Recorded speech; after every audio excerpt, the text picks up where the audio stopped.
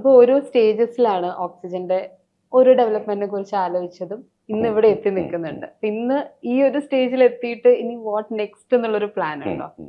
നമ്മൾ ഇതിൽ തന്നെ ഇനിയും കുറെ കൂടെ മുന്നോട്ട് പോകാനുണ്ട്.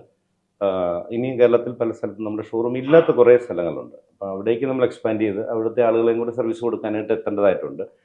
ഒരു താലൂക്ക് ലെവലിലൊക്കെ ഇന്ന് സാധ്യതകളുണ്ട് ഇതുപോലുള്ള ഷോറൂമുകൾക്ക്. ഞങ്ങളിപ്പം പ്രധാന ജില്ലാ ആസ്ഥാനങ്ങളിലൊക്കെയാണ് കൂടുതൽ ഷോറൂംസ്. എത്ര ഷോറൂംസ് ആണ് ഇപ്പം 42 ഷോറൂംസ് ആണ് കേരളത്തിൽ? ഇവിടെ തന്നെ ധാരാളം സാധ്യത മുന്നോട്ടുണ്ട്. പിന്നെ പ്രോഡക്റ്റ് ഡൈവേഴ്സിഫിക്കേഷൻ ഞങ്ങൾ തുടർച്ചയായിട്ട് ചെയ്തുകൊണ്ടിരിക്കുന്നുണ്ടല്ലോ.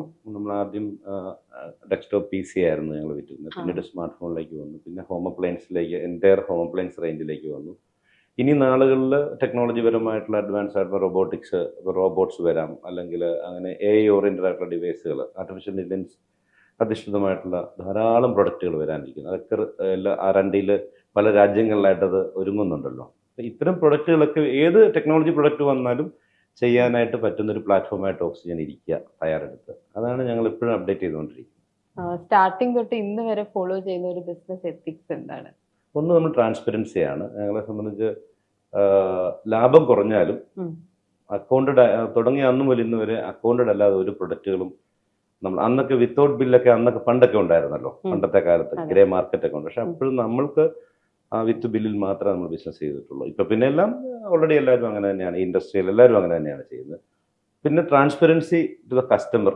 നമ്മൾ കസ്റ്റമറോട് എന്താണ് കമ്മിറ്റ് ചെയ്യുന്നത് അത് കൊടുത്തിരിക്കണം. അത് ഉൽപ്പന്നമാകട്ടെ സേവനമാകട്ടെ. ആ ട്രാൻസ്പെറൻസി. പിന്നെ ട്രാൻസ്പെറൻസി ടു ദ എംപ്ലോയീസ്. നമ്മുടെ ഒപ്പം നിൽക്കുന്നവരോട് നമ്മൾ ട്രാൻസ്പെറൻ്റ് ആയിട്ട് അവരോട് എന്താണ് നമ്മൾ പറയുന്ന കാര്യങ്ങൾ അല്ലെങ്കിൽ അവർക്ക് കൊടുക്കുന്ന ഹോപ്പ് നമ്മൾ ഫുൾഫിൽ ചെയ്യാനായിട്ട് സാധിക്കുന്നത്. ഇങ്ങനെ അത് ആ സുതാര്യമായിട്ട് ബിസിനസ്സിനകത്ത് നമ്മൾ സുതാര്യത കീപ്പ് ചെയ്യുക എന്നുള്ളതാണ് ഏറ്റവും പ്രധാനം. അന്ന് ഇന്ന് നമ്മൾ ട്രൈ ചെയ്തിട്ടുള്ളൊരു കാര്യം അതാണ്. ഒരു ബിസിനസ് സ്റ്റാർട്ട് ചെയ്യാന്ന് പറയുന്നത് ഒരു റിസ്ക് ആണ്. അതിനിടയിൽ സാറിന് 2 അപകടങ്ങൾ ഉണ്ടായിട്ടുണ്ട് അല്ലേ? അപ്പൊ അങ്ങനെയാണ് അതൊക്കെ തരണം ചെയ്ത്?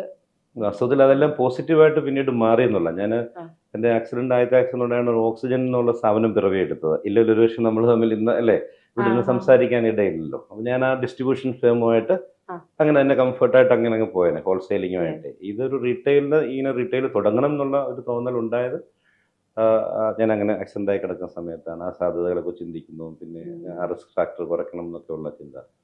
രണ്ടാമത്തെ കാര്യം, നമ്മുടെ ജീവനക്കാരാണ് ഏറ്റവും പ്രധാനം എന്ന് നമ്മൾ തിരിച്ചറിഞ്ഞു. അപ്പോഴാണ് അത് ഞാൻ എന്ന് പറയുന്ന ആളല്ല, ഇത് ഒരു ടീമാണ് ഇത് നടത്തേണ്ടത്. ടീം ഇത് നടത്തുമ്പോൾ ഇവിടെ സിസ്റ്റവും പ്രോസസ്സും വേണം. വെറുതെ നമ്മൾ ടീം നടത്തുമെന്ന് പറഞ്ഞ് കുറേ ആളുകളെ എംപ്ലോയ് ചെയ്തിട്ട് കാര്യമില്ല. അവർക്ക് പ്രോപ്പറായിട്ട് ഓപ്പറേറ്റ് ചെയ്യാൻ പറ്റുന്ന ഒരു സിസ്റ്റം, ഒരു പ്രോസസ്സ് ഇവിടെ ഇംപ്ലിമെൻറ്റ് ചെയ്യണം. അതിന് സോഫ്റ്റ്വെയറുകൾ നമ്മൾ വാങ്ങേണ്ടി വരും, ഓട്ടോമേഷൻ നമ്മൾ നടത്തേണ്ടി വരും, ബിസിനസ് ഓട്ടോമേഷൻ. അപ്പോൾ ഇതെല്ലാം ഒരുപക്ഷെ എൻ്റെ അസാന്നിധ്യത്തിലും ഈ ബിസിനസ് ഞാൻ ഉള്ളതിനേക്കാൾ നന്നായിട്ട് പോകണം എന്നുള്ള ചിന്ത കൊണ്ടാണ് ഈ സിസ്റ്റം പ്രോസസ്സും ഇതെല്ലാം നമ്മൾ നടപ്പാക്കിയത്. പിന്നെ ആളുകളിൽ വിശ്വസിക്കുന്നതിനകത്തുള്ളൊരു മനസ്സ്. 100-ൽ നമ്മൾ 100ആയിട്ടാണ് വിശ്വസിക്കുന്നത്, 99ആയിട്ട് അല്ല നമ്മൾ ടീമിനെ വിശ്വസിക്കുന്നത്. അപ്പോൾ അതുകൊണ്ടാണ് നമുക്ക് റിസ്കുകൾ എടുക്കാനും മുന്നോട്ട് പോകാനും സ്കെയിലപ്പ് ചെയ്യാനും ഒക്കെ സാധിച്ചത്. നമ്മൾ ഇവരിൽ എനിക്ക് തന്നെ ചെയ്യുന്നതിന് വളരെ പരിമിതിയുള്ളൊരു മനുഷ്യനാണ് ഞാൻ. ഒത്തിരി പരിമിതികളുള്ള ഒരാളാണ്. അപ്പം ഒരു ടീമായിട്ട് ഞങ്ങൾ വരുമ്പോഴാണ് നമുക്ക് ആ ശക്തി കിട്ടുന്നത് അല്ലേ. അപ്പോൾ അതൊക്കെ ഈ അപകടം കൊണ്ടാണ് ഈ റിയലൈസേഷൻസ് എല്ലാം ഉണ്ടായത്. ഈ തിരിച്ചറിവുകളെല്ലാം ആക്സിഡന്റ് ഉണ്ടായില്ലായിരുന്നെങ്കിൽ ടിപ്പിക്കലി ഒരു സാധാരണ ഒരു ബിസിനസ്സുകാർ ചെയ്യുന്ന രീതിയിൽ ഒരു ഷോപ്പൊക്കെ ആയിട്ട് അങ്ങനെ അങ്ങ് പോകാൻ സാധ്യത ഉണ്ടായിരുന്നു. അപ്പം നമുക്ക് വന്നൊരു വെല്ലുവിളിയെ വാസ്തവത്തിൽ എനിക്കിതൊരു അവസരമായിട്ടാണ് മാറിയത്, ഒരു ഓപ്പർച്യൂണിറ്റി ആയിട്ടാണ് മാറിയത്.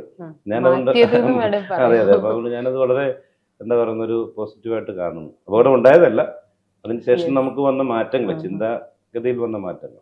ഇപ്പൊ ടീമിന്റെ കാര്യം പറഞ്ഞപ്പോഴാണ്, ആദ്യം ഒരു 1 മാൻ ഷോ ആയിട്ട് തുടങ്ങി എന്ന് പറഞ്ഞു.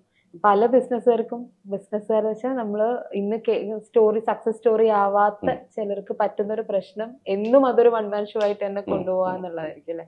അവരോട് സാറിന് എന്താണ്, അങ്ങനെയുള്ള ആളുകളോട് എന്താണ് പറയാ? ശരിക്കും ഒരിക്കലും നമ്മൾ ഇന്ന് ബിസിനസ്സിൽ നമ്മൾ നേരത്തെ പറഞ്ഞല്ലോ, ഒരു സക്സസ് എന്ന് പറഞ്ഞ ഒരു സ്റ്റേജ് വരെ വേണേൽ നമുക്ക് 1 മാൻ ഷോ ആയിട്ട് പോകാൻ പറ്റും. അതായത് ഞാനൊരു ഷോപ്പ് തുടങ്ങുന്നു, ആ ഷോപ്പ് പ്രോഫിറ്റബിൾ ആകുന്നു, അതിൽ അത്യാവശ്യം വരുമാനം കിട്ടുന്നു, ഞാനൊരു വീട് വെക്കുന്നു, അത്യാവശ്യം സംഭവങ്ങളൊക്കെ ആകുന്നു, ഇങ്ങനെ നല്ലൊരു കാർ മേടിക്കും. ഇതുവരെ സക്സസ് എന്ന് പറഞ്ഞൊരു കാറ്റഗറി. അത് കഴിഞ്ഞ് നമ്മൾ അടുത്ത സ്കെയിലപ്പ് ആണല്ലോ.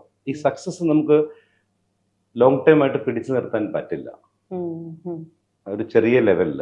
അപ്പോൾ അതിനെ സ്കെയിലപ്പ് ചെയ്തെങ്കിൽ മാത്രമായിരിക്കും ഭാവിയിൽ വരാൻ പോകുന്ന വെല്ലുവിളികളെ നേരിടണമെങ്കിൽ സ്കെയിലപ്പ് ചെയ്തൊരു ബിസിനസ്സിനെ പറ്റുള്ളൂ. ഓക്കെ. അപ്പോൾ സ്കെയിലപ്പ് ചെയ്യണമെങ്കിൽ എന്ത് വേണം? നമുക്ക് തനിയെ ചെയ്യാൻ പറ്റില്ല.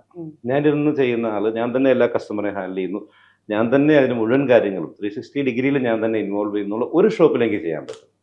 പക്ഷെ എനിക്ക് 5 ഷോപ്പായി കഴിയുമ്പോൾ ചെയ്യാൻ പറ്റില്ല, 5 ഷോപ്പിൽ പോകാൻ പറ്റില്ലല്ലോ.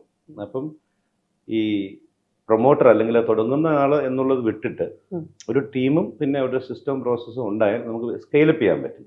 അപ്പോൾ ആരൊക്കെയാണോ ബിസിനസ്സിനെ സ്കെയിലപ്പ് ചെയ്യാൻ ആഗ്രഹിക്കുന്നത് അവർ ടീമിൽ തന്നെ ആശ്രയിക്കണം, തന്നെ ആശ്രയിക്കരുത്, ടീമിനെ ആശ്രയിക്കണം. ടീമിന് പക്ഷേ വർക്ക് ചെയ്യാനുള്ള ഒരു എൻവയോൺമെന്റ് നമ്മൾ ഉണ്ടാക്കി കൊടുക്കണം. Thanks for watching. Don't forget to like, share and subscribe for more insightful comparisons and business tips.